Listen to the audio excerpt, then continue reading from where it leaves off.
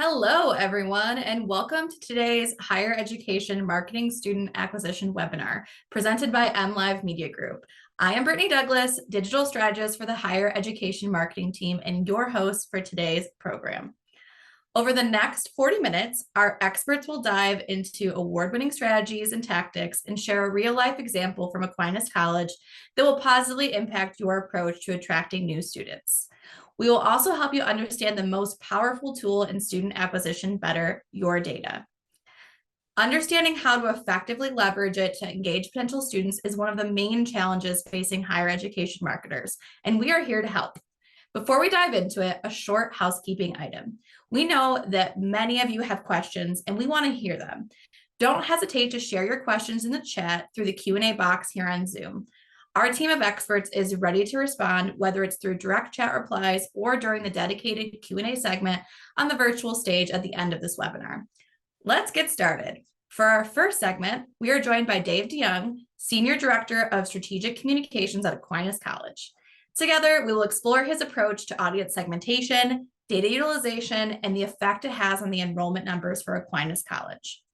In his role, Dave oversees the external and internal communication to support overall brand identity and awareness, as well as student enrollment and retention. His background includes leading local media communications and digital teams in a multi-screen environment. Leading this conversation is my esteemed colleague, Ann Drummond, Midwest Vice President of Marketing for MLive Media Group in Advance, Ohio. Thank you so much. Dave, it's great to meet you. It's nice meeting you too, Ann. I'm really looking forward to sharing with our audience more about the digital marketing work that is being done at Aquinas College and the great results that you're getting. I know that you're using data to drive your decision making, and that's really what today is all about. So looking forward to talking more about that with you. Sure, we can dive into it. Yeah. That's great. Why don't we talk just briefly about what you're doing from a campaign perspective right now? I'd love to hear a little bit about your campaign's goals and Sure. maybe how you're shaping that to reach your audiences for the purpose of increased enrollment. Yeah, for sure. Increased enrollment is really the end goal of it all, but to get there, we have to run through a good number of other steps. And we have other partners in this that pre-existed us, so those contracts are out there. And we're looking for something to really get local people to know about Aquinas College, in particular, prospective students and families. Now, that tends to be, a very narrow range of people sometimes. Oftentimes, it's women, maybe 35 to 55. We just keep narrowing it down further and further. And so that's the main thing.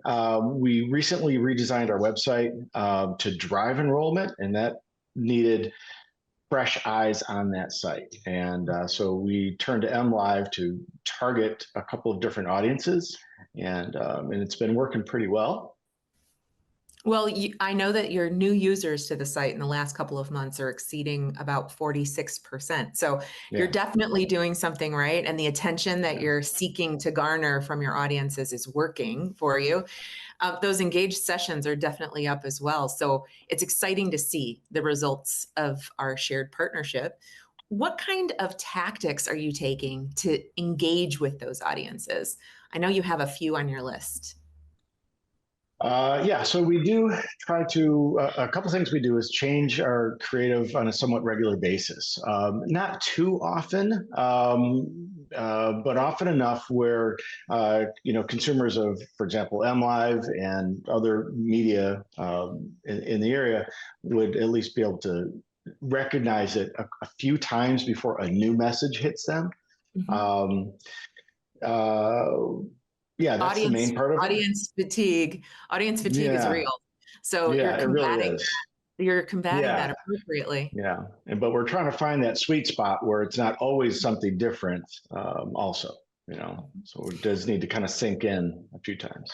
I know you're also using different channels, right? So display is one of the key channels that you're using, but certainly social display as well, which some of our audience today may not know about that. It's effectively serving an organic social media message like an ad in Right. any publisher site across Yep. the network. So that's an Yep. exciting one. You got some content plans too with sponsor content. How is that going? Those are nice. We like those a lot. They fit into our overall kind of internal work that we do. We like to tell stories about the college, and through those stories, people can maybe place themselves in that environment. They can imagine, oh, that could be me someday. That could be my child someday, right? And so those social ads are wonderful for that. We'll post something up that seems to resonate. That one works great. We pass it along to the team at MLive, and they make their magic happen. And we just increase the views quite a bit. Yeah. Well, hopefully we're reaching your audience, not just on their desktop or in their, we're also hitting them in all of their internet travels, wherever they might be on whatever device they're on, right? Yep. So finding Yep. ways to do that in varied channels and in varied storytelling fashions, I think is key. Yeah.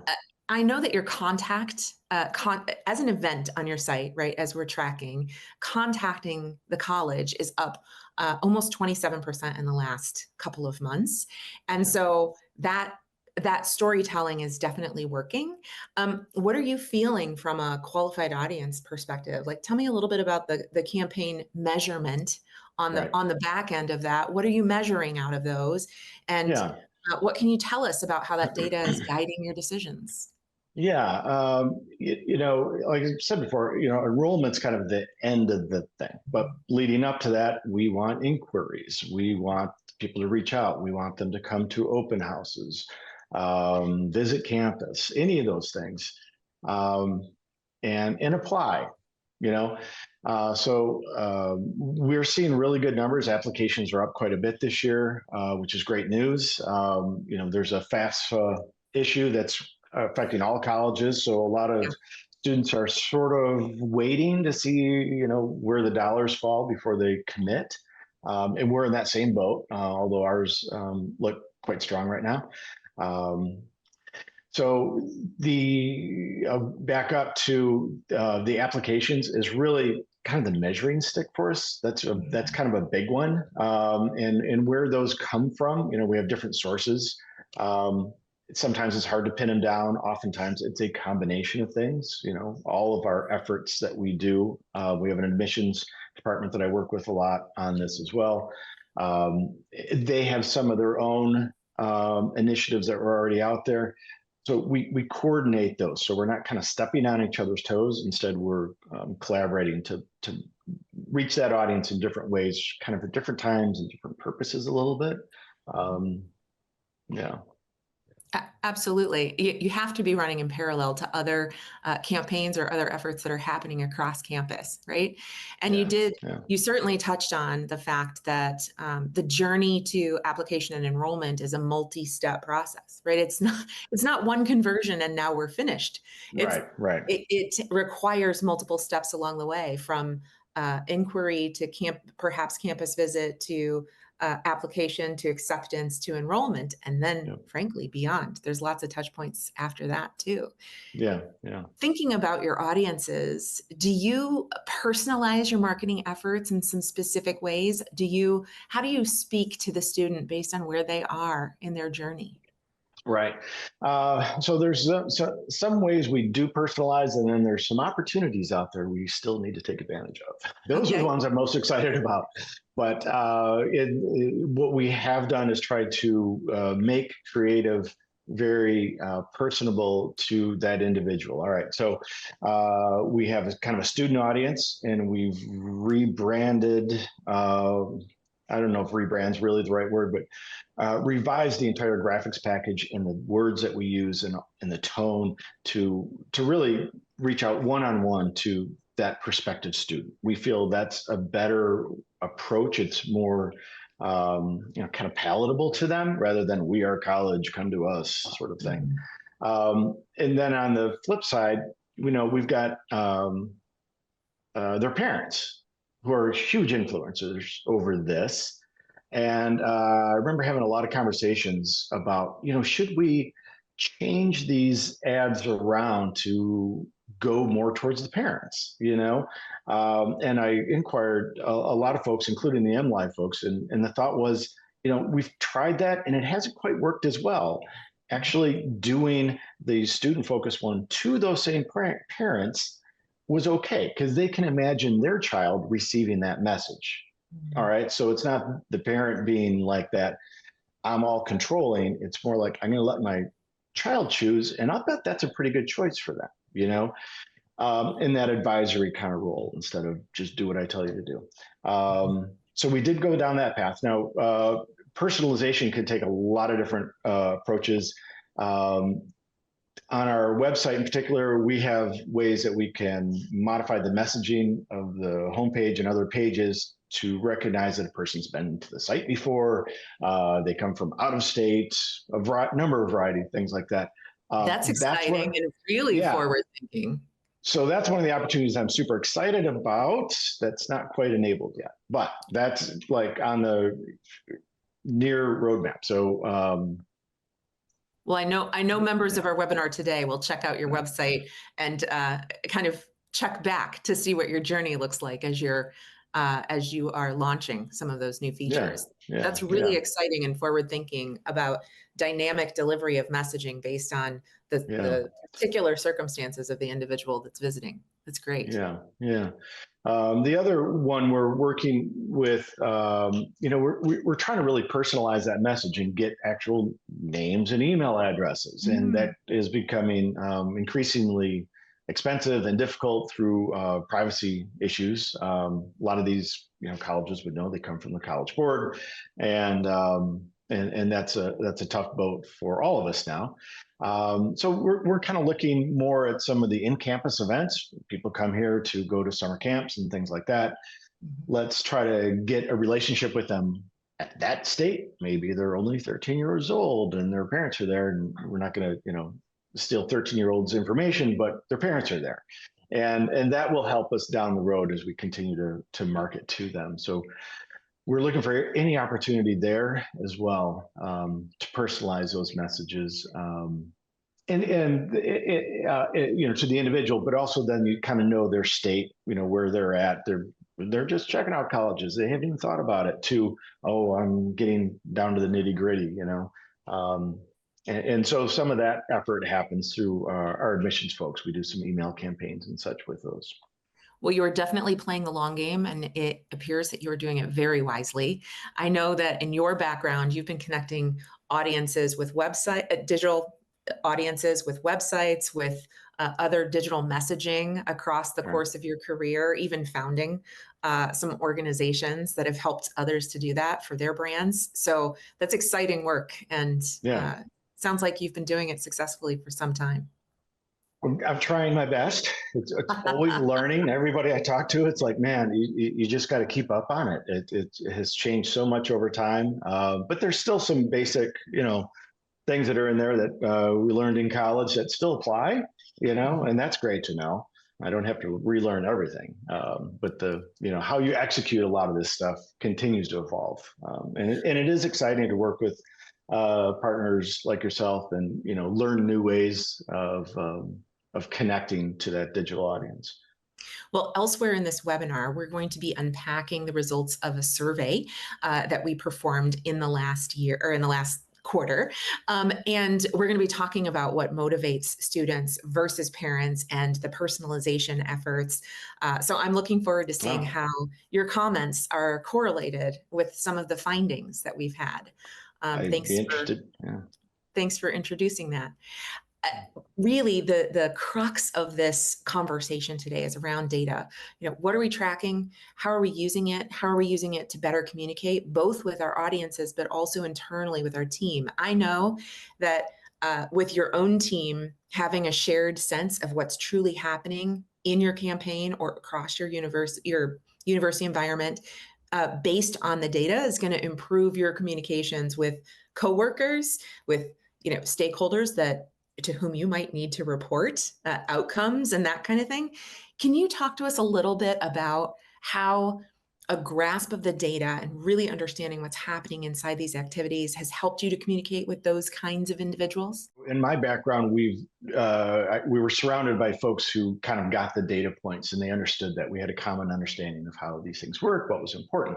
As I move into college experience, it's been a little bit different, because a lot of folks don't necessarily have that background. So we spent some time trying to educate people why it's important to know the numbers, what they do, what they represent. And so that's been an interesting wrinkle to this, but it's cool because it's a lot of fun to walk people into this whole experience of looking at data. I don't probably need to get into I don't need to get into the specifics of what our numbers look like, although we feel pretty darn good about them.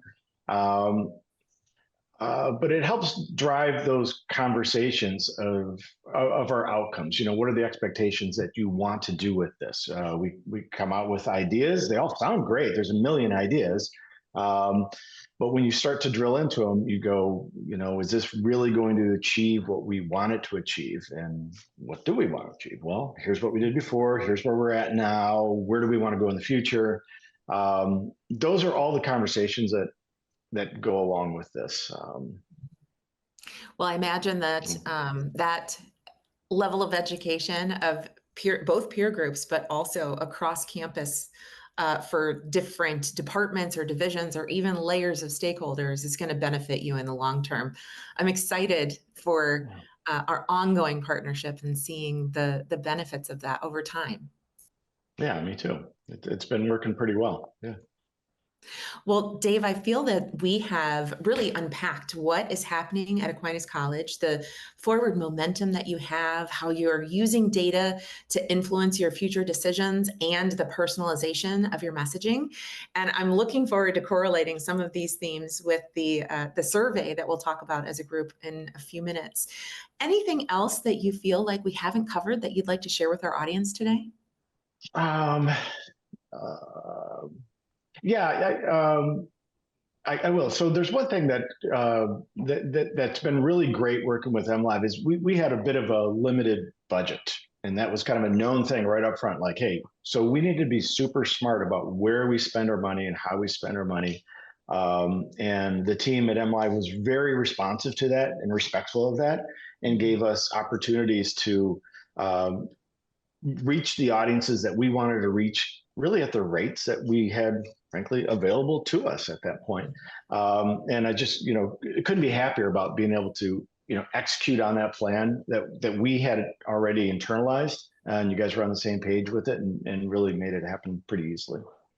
Well, I'm so grateful that you shared that. We do try to be respectful of the budgets that you have available, but truly just bring forward ideas that match what is available, the resources that you have available that will also perform for you, right? That will also move the needle on the areas that you need. So thank you for sharing that. And thank you very much for the trust that you're showing our team. We're just conversing with you today is one more way that you're showing trust in us to help tell your story. So thank you for that.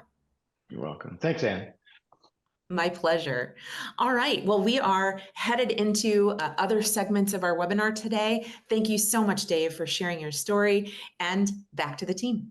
Thank you, Anne and Dave, for that insightful conversation. If you want to rewatch the parts of the conversation or share it with your team members, the recording will be available on our page, and we will send you the link after the event together with exclusive access to our newest white paper, Higher Education Outlook: How Students and Parents Make Post-Secondary Education Decisions.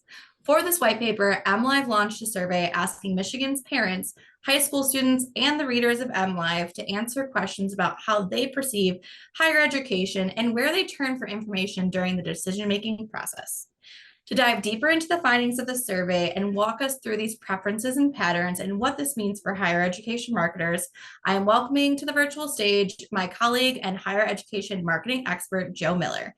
Joe has been in all things digital media for over 14 years, starting in recruitment advertising with Monster.com to running a small team of digital experts at Crane's Detroit business.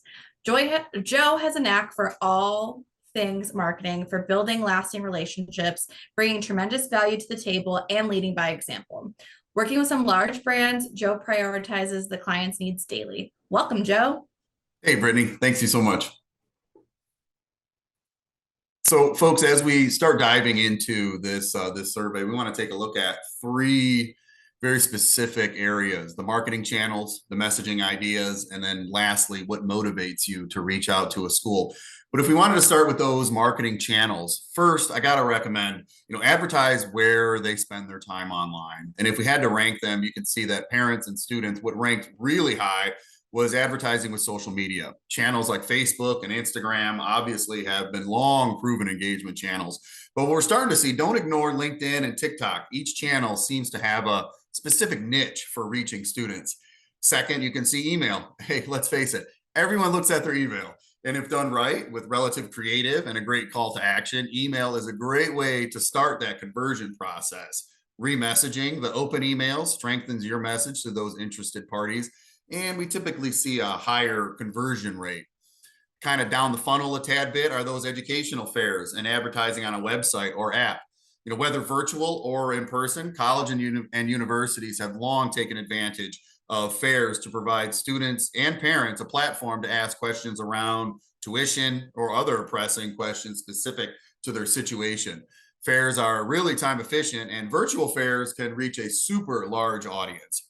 When we're talking about those websites and those apps advertising, with over 90% of high school students online with a targeted approach, great creative and call to action, websites create a brand image and recognition.